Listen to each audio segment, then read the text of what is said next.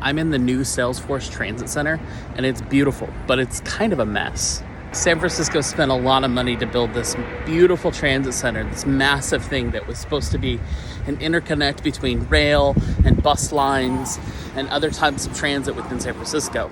But right now it's losing about $20 million a year.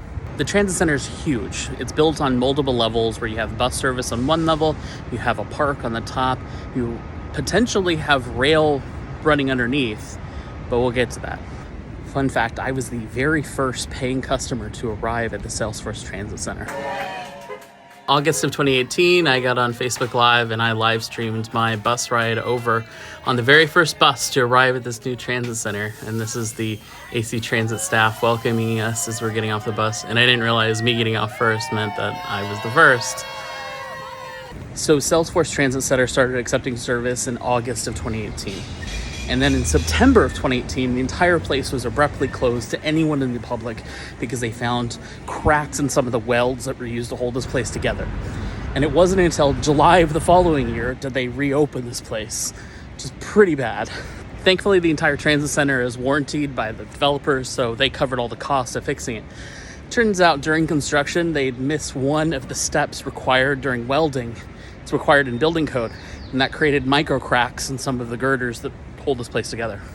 One of the big impetus for building this Transbay terminal is that Caltrain terminates about a mile away from the former Transbay terminal, which means if you're taking the train up from the peninsula to San Francisco, you had no way to connect to buses that would go across the Bay Bridge or across the Golden Gate Bridge to the North Bay or to the East Bay.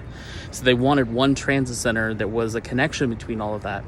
They also anticipated the California high-speed train would come to this terminal as well, and that's at least the hope.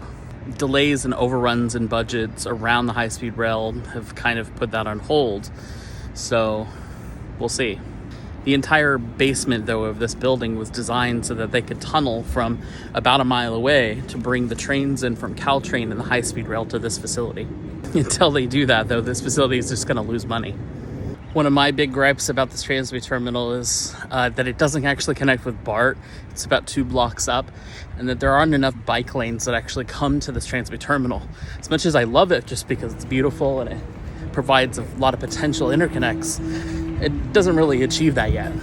This part's really cool. They have a suspension bridge that brings buses in and out of the facility.